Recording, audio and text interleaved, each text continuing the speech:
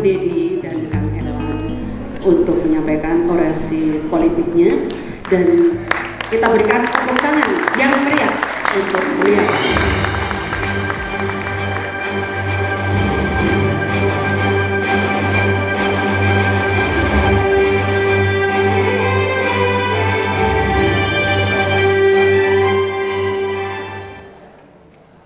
Assalamualaikum warahmatullahi wabarakatuh. Sampurasun. Segenap keluarga besar TNI Polri seluruh provinsi Jawa Barat yang hadir di sini, baik keluarga dari Tamtama, Bintara, Perwira Menengah dan Perwira Tinggi. Tepuk tangan, terima kasih atas kehadirannya.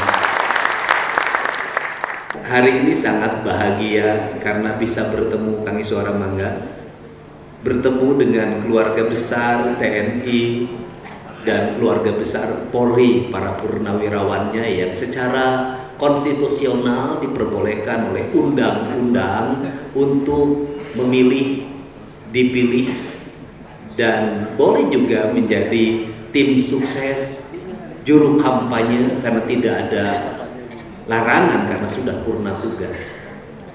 Tetapi yang lebih tegas dari itu, saya ingin menegaskan diri saya lahir dari seorang ayah bernama Sahlim Ahmad Suryana, seorang tentara dengan pangkat prajurit kepala.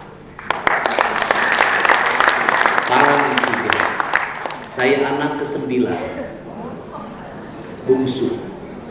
Ibu saya tidak bisa baca tulis, sekolahnya cuma sampai kelas 1 SD, SR. Tetapi dia pernah menjadi aktivis Palang Merah Remaja dan sering bantu bapak dulu ketika bapak jadi tentara. Bapak saya pensiun di usia 28 tahun, masuk tentaranya usia 14 tahun, zaman perang. Kemudian pensiun karena pertama pernah di antara satu pasukan yang bersama beliau satu-satunya orang yang selamat diracun di desa di Pagaden, Subang oleh mata-mata Belanda, dan akhirnya tubuhnya mengalami sakit secara terus-menerus dan mengalami depresi yang tidak pernah berhenti karena setelah selesai revolusi kemerdekaan melawan kolonial harus terus-menerus menghadapi pemberontakan di internal negara, terutama yang paling ganas adalah pemberontakan DITI. Dia mengalami depresi yang luar biasa. Karena mengalami depresi, akhirnya dia dikembalikan ke kampung dengan usia 28 tahun dan kemudian harus mengurus anaknya yang banyak. Setelah itu dia bekerja di perkebunan karet PTPN 13 dulu di Wangunreja. Tidak lama, hanya 1 tahun dia diberhentikan karena terlalu jujur bekerjanya. Dia membongkar korupsi yang dilakukan oleh pimpinannya. Itulah prinsip hidup. Dari situ saya belajar tentang makna kesetiaan. Bapak saya punya seorang istri yang buta huruf, tidak ngerti apapun. Dia memilih hidup tidak di depan, dia memilih hidup di belakang. Dia memilih hidup di dapur, menghabiskan waktu dari jam 4 pagi sampai jam 1 malam baru dia tidur. Dan dia harus memperhatikan bapak. Kecintaan terhadap bapaknya melebihi apapun. Bapak saya sering sakit, oleh ibu saya dilarang untuk ke sawah, dilarang untuk ngambil kayu bakar, dilarang untuk ngambil air dari sumur dengan kedalaman 22 meter. Bapak saya harus pagi-pagi duduk dan baca koran. Zaman itu bapak saya udah baca koran dan baca majalah. Saya ingat betul majalah yang dibaca adalah yang ada tulisannya Esa Ilang Dua Terbilang, masalah majalah Kodam 3 Siliwangi. Ibu saya mempersilahkan bapak saya setiap hari dengerin radio RRI, dengerin wayang, dan paling favorit adalah ketika maghrib. Saya ingat betul suka ada siaran Angkatan Bersenjata Republik Indonesia, pimpinannya Eyang Panembahan, saya ingat itu. Dari situ bapak saya makanannya diatur, tidak boleh ada unsur garam terlalu banyak, tidak boleh ada unsur terasi, piringnya dipisah, sendoknya dipisah, semuanya diurus total ibu saya. Ibu saya harus ngurus 8-9 anaknya dan ngurus bapak. Dan akhirnya Bapak tumbuh hidup sehat, cerdas, jeung gede amakna teuleungit. Jadi saya tahu betul karakter tentara dan karakter Polri. Geus kolot ge, geus ripuh ge, gering ge, ngambek. Jeung eueuh salahna, kudu bener wae manehna teh. Ya gitu. Aing nyaho anya ka depan kolot tentara mah jeung kolot polisi mah nyaho aing. Asupang bener na we ngomong. Kabeh anak-anak teh kudu salah. Itu ciri khasnya dan saya memahami betul karakter itu. Dan bapak saya sehat sehingga umurnya bisa tembus 93 tahun dan sudah meninggal. Ibu saya justru lebih dulu. Kenapa?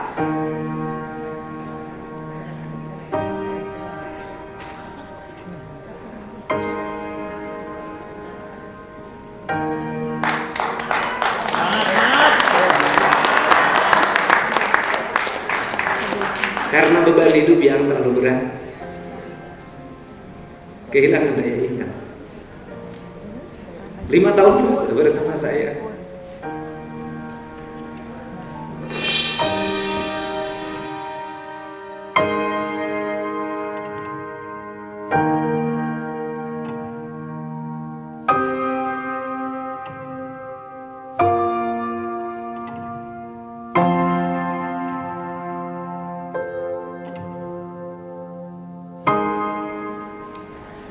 Bahkan dia tidak tahu saya itu siapa.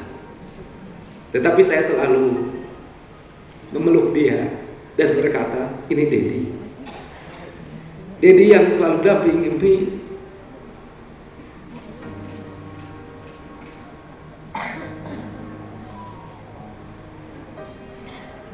Ketika nyambil rumput, ngambil kayu bakar, mungutin keong di sawah, ngambil belalang malam hari. Dedi yang nemenin mie dalam setiap malam sebelum tidur. Mie selalu beresin rumah dengan bersih, dan setelah anaknya tidur baru dia tidur. Dan kemudian kisah hidup yang paling heroik bagi dia, dan itu menjadi penyakit yang melanda dirinya adalah ketika saya bertanya, ketika makan, mie sudah makan? Jawabnya, geus dahar mie mah, pek we darahar sing seduh. Saya baru tahu ketika saya jadi anggota DPRD Kabupaten, ibu saya sakit dan kehilangan daya ingatnya. Dan kemudian dokter berkata, ibu Kang Dedi terlalu banyak nahan lapar. Akhirnya kurang tidur. Karena kurang tidur, kurang istirahat, akhirnya otaknya tidak bisa bekerja dengan baik. Dan ibu saya ternyata sakit karena menahan lapar demi makan anak-anaknya. Dan menjaga agar bapak tidak mengetahui problem yang dihadapi oleh dia. Dia menanggung seluruh beban bapak saya. Ibu saya berani pinjam uang ke sana ke sini tanpa sepengetahuan bapak, hanya untuk sekolah anak-anaknya. Sehingga ada seseorang yang waktu itu bertemu dengan saya. Dia ngomong begini, jauh sebelum pemilihan gubernur.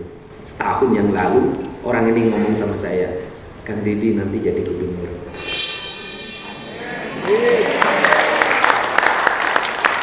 Dan dia berkata, Kang Dedi jadi gubernur karena Kang Dedi berkah dari ibu. Dan saya termasuk orang yang sangat mencintai ibu saya. Saya menulis lagu judulnya Induk, mungkin kalau di YouTube sudah jutaan penonton. Dan kemudian saya bikin grup musik namanya MK9, yang artinya Umi anak ke-9. Dan sudah umurnya 20 tahun grup musik itu. Grup musik itulah yang saya bawa keliling kampung menemui orang-orang miskin. Dan kenapa saya sering sekali memeluk orang-orang yang usianya tua dan punya perhatian lebih? Karena itu sumpah di depan kuburan ibu saya, bahwa saya ketika ibu saya meninggal, saya merasa hidup ini tidak punya arti lagi, harus berbuat terbaik pada siapa.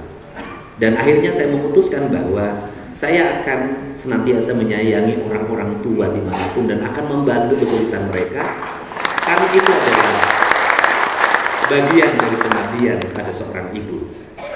Dan dari sinilah saya punya pelajaran penting. Manusia itu nggak penting pinter, manusia itu yang penting setia. Karena kesetiaan, kekuatan yang paling fundament dalam hidup. Makanya di ajaran TNI Polri itu selalu diajarkan satu, sumpah setia. Apa sih sebenarnya yang menjadi obsesi diri saya? Obsesi diri saya itu ada dua sebenarnya. Yang pertama adalah obsesi ideologis. Obsesi ideologis apa? Saya ngerti bangsa ini dibangun dengan landasan Pancasila. Saya ngerti bangsa ini dibangun dalam landasan konstitusi Undang-Undang Dasar 1945. Dan itu sumpah setia seorang tentara, sumpah setia seorang Polri. Tetapi saya melihat dalam perjalanannya bangsa ini mengalami penyimpangan ideologi, bahkan ideologinya pudar. Makin kesini orang makin tidak punya keberanian untuk menegakkan Pancasila secara benar. Kenapa? Bukankah Pancasila diucapkan? Tidak, menurut saya. Pancasila diucapkan, tetapi banyak sekali di antara kita yang melakukan pembiaran, terutama di Jawa Barat, pada orang. Untuk apa? Untuk setiap hari berkata, bertindak atas nama ideologinya sendiri. Dengan apa? Dengan mengecilkan, dengan menghadrik, dengan mencaci maki ideologinya orang lain dan dibiarkan oleh negara. Saya ngerti betul karakter orang Sunda.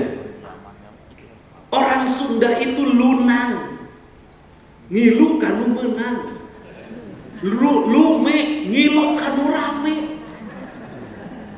Sehingga ketika kemarin ada debat tentang intoleransi di Jawa Barat, saya katakan orang Jawa Barat itu toleran, toleran pada intoleran. Kenapa? Orang Sunda mangga sok bade ngadamel bumi di dinya mangga, di dia mangga, mangga, mangga, mangga terus, empek, mangga, empek. Kerangka ini cocok. Kalau apa? Kalau hidupnya sama orang Sunda lagi.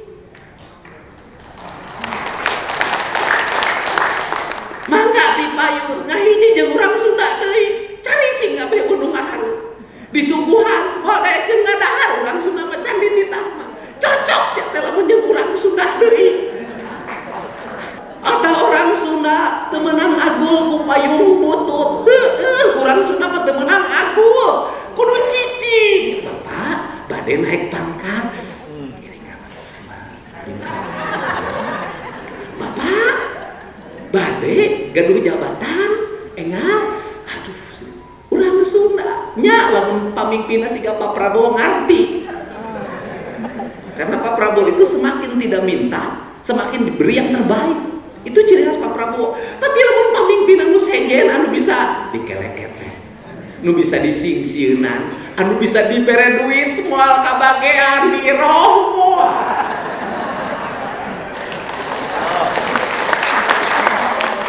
Untuk itu bagaimana? Gak bisa orang Sunda begitu lagi. Saya dilahirkan di Sunda sejak kecil. Di antara saudara saya yang 8, sayalah anak yang melawan bapaknya. Anak saya, anak lancek saya, cek bapak jadi tentara, daftar. Terlulus deh. Di antara bapak saya itu cita-citanya yang tidak tercapai, anaknya hayang jadi tentara. Hiji jajan jadi.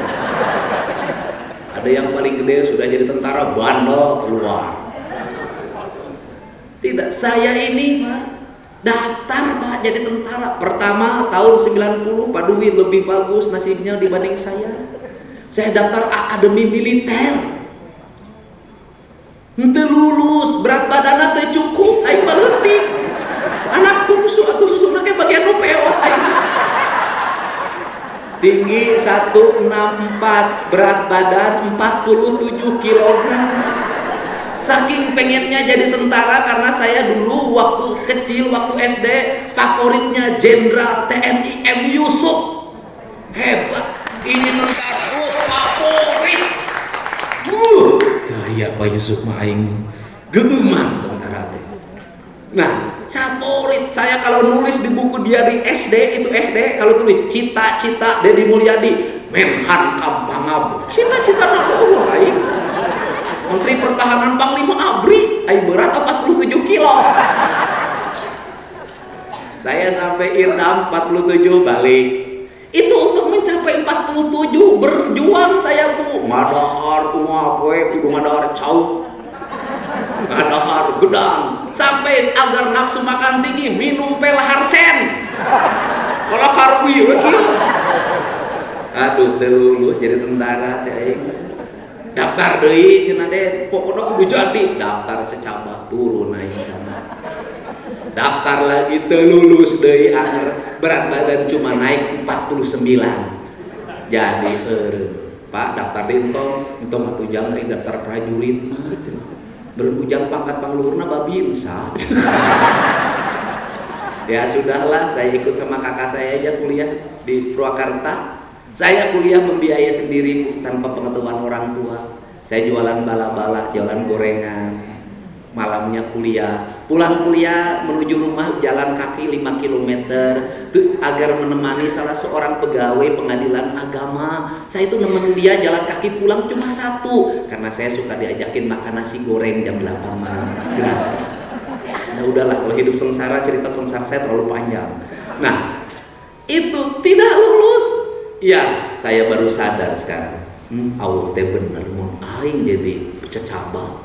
Ayeuna aing pangluhurna dan ramil. Untung teh jadi bisa jadi gubernur sakedeung. Makanya dalam perjalanan ketika menjadi bupati saya paling dekat dengan TNI dengan Polri. Saya jadi bupati Purwakarta, mohon maaf ini mah cerita. Saya bisa merukunkan itu para siapna tentara jeung polisi. Lebih ke jujur aja zaman itu sampai pos polisi di Baledongan. Saya mah nyaho ilmu nanu kieu mah. Aing nyaho, sama saya beresin. Apa ilmunya? Ilmunya adalah bupati berbuat baik pada kedua-duanya. Berikan ruang kebahagiaan pada dia.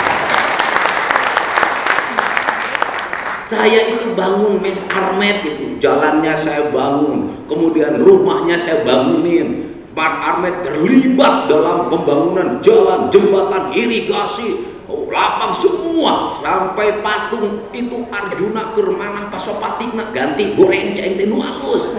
Nah dari situ saya bisa masuk wanian. Saya yang memimpin Satlantas operasi motor tadi helm nu bodong sawe tewak cek aing. Disiplin wanian pada 5 aing komandanna jeung aing sebabaturan. Selesai. Saya jelas akhir itu sampai sekarang nggak ada problem apapun. Kenapa? Karena ujungnya dari seluruh problem bangsa ini satu.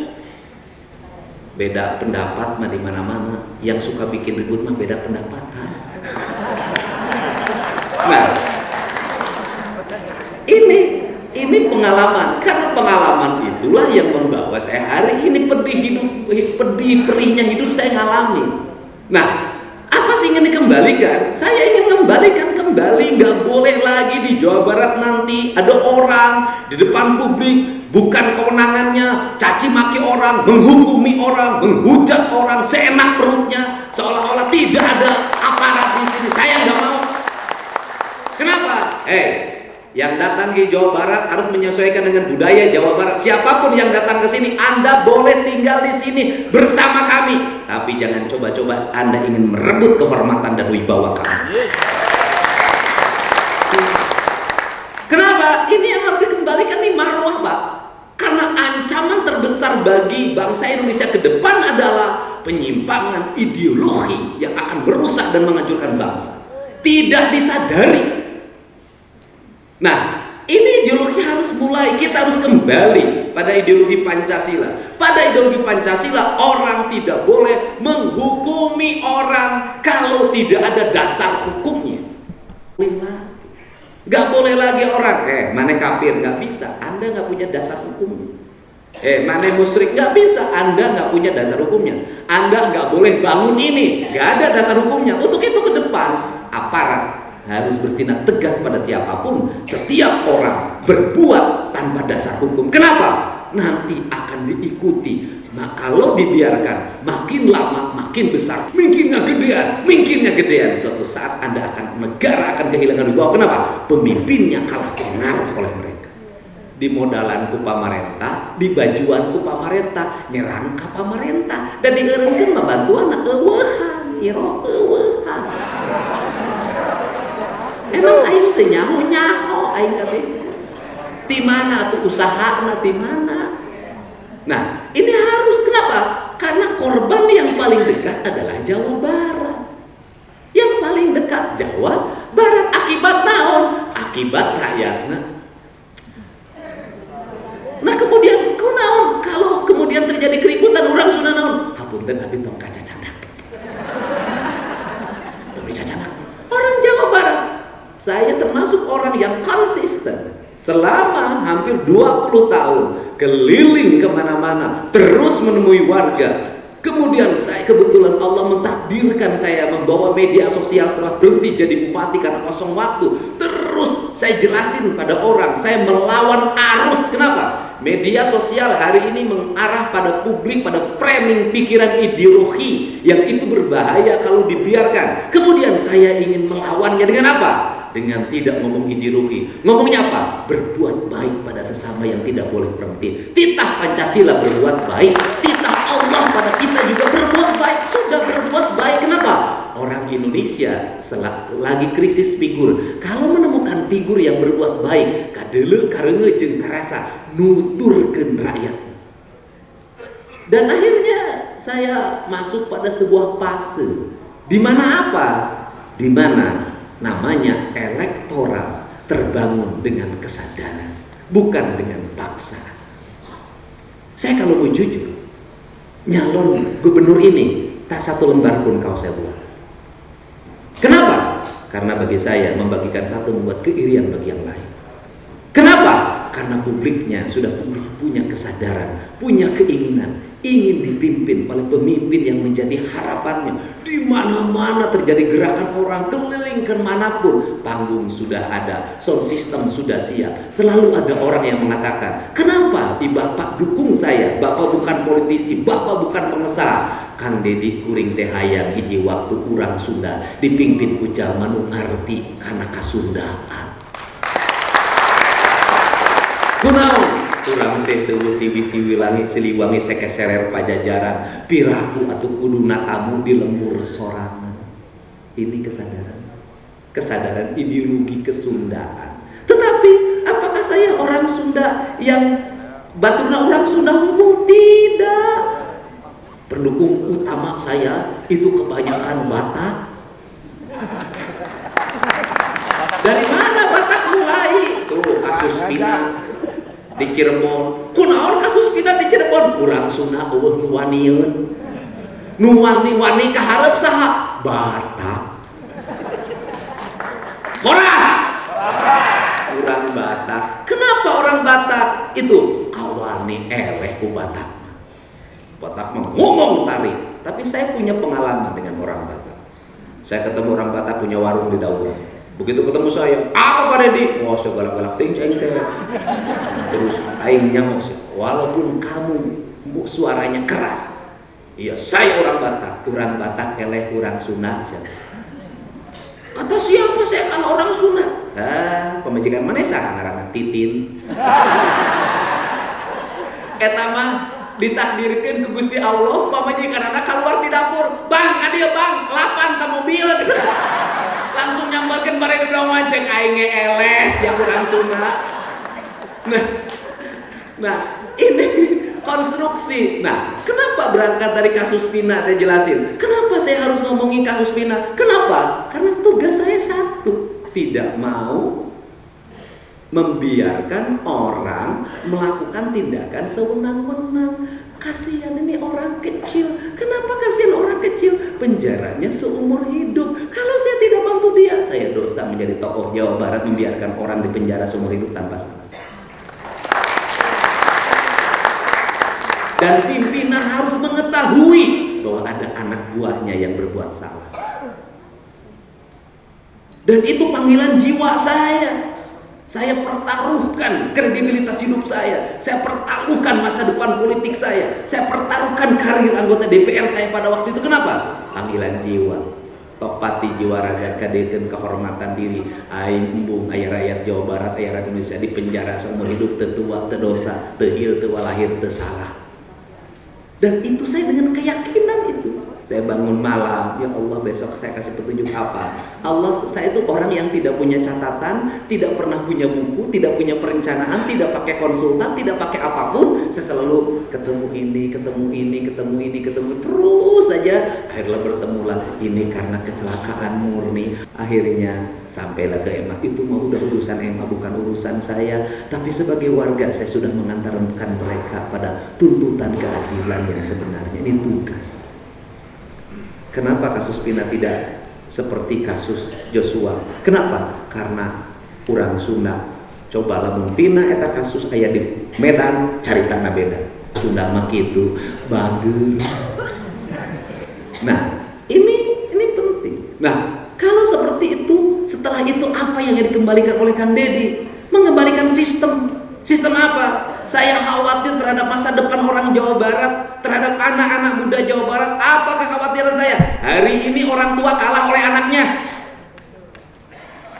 Saya keliling ke kampung-kampung, Pak, rusak kehidupan. Anak-anak sudah tidak ke sawah, tidak ke kebun, tidak lagi membantu orang tuanya. Tiap hari menghabiskan duit beli kuota, motor-motoran, bobo-bobohan, minum-minuman di mana-mana. Orang tuanya ekonomi ambruk, anak-anaknya jumawa, orang-orang miskin sombong. Motor knalpotnya diganti, babalapan, gelut, tawuran. Saya hampir seminggu sekali harus ngobatin orang. Datang lagi kunaon Pak ususna keluar anak Pak dibacok. Besoknya datang lagi habis berapa? 30 juta, 40 juta. Kunaon atuh? Anak-anaknya nakal dengan orang tua yang menjadi beban.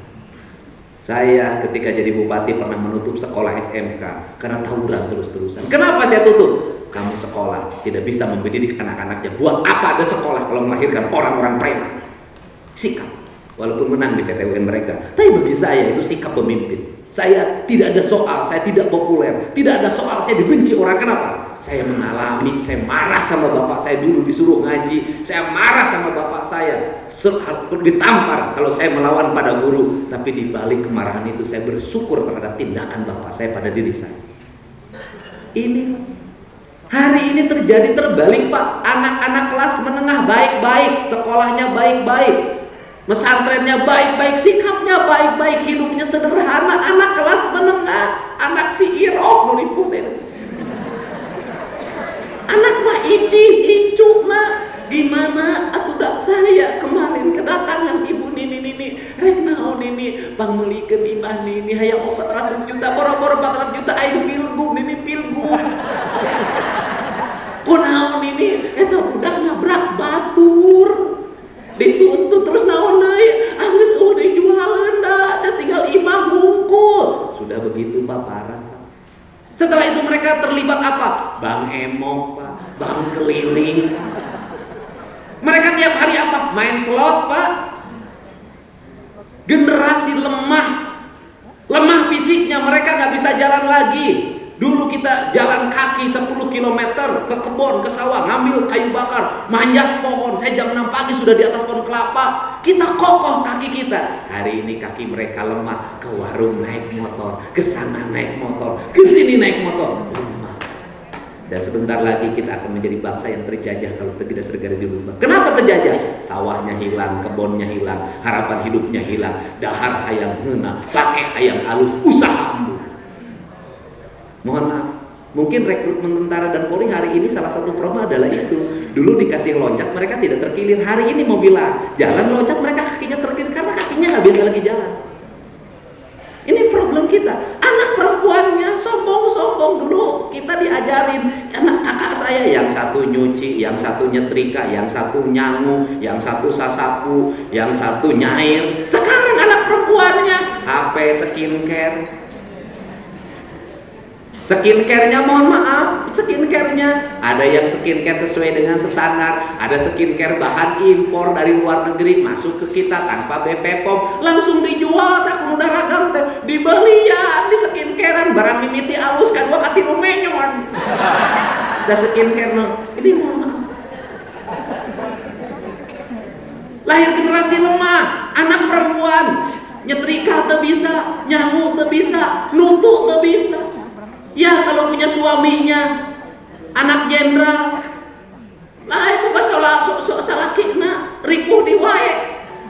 Mau gimana? Mau kawin pak, jadi hutang lagi, sombong, prawedding, akhirnya 3 bulan. Dan ini fakta. Ini di desa terjadi dan ini perlu pemimpin yang berubah mental sikap ini. Prawedding, saya didatangi pagi-pagi. Naon sia? Mari siang isinya MKI 4 juta can mayarek naon deui. Kawin budak. Nek naon kawin hayang nangap tetanggapan. Sabaraha 30 jutaan eueuh. Naon sababna? Ya, sesuaikan dengan kemampuan kamu. Kalau anak kamu tidak mampu, ya sudah jangan dulu nikah. Kalau paksa ingin menikah, nyomcot makin nok. Nggak usah lagi rame-rame. Kenapa? Kamu pinjam ke saya jaminannya apa? Terus kemudian besok pinjam lagi, besok pinjam lagi. Problem hari ini di desa, kawin nginjil, terus serene, ngeserene ngajuruna menang indungna kudu minjem deui. Engke hajat 40 poe indungna nginjem di wae, engke asup TK. Hanya di Indonesia TK eusina mini. Karena problem Indonesia adalah orang tua tidak bersikap tegas pada anak.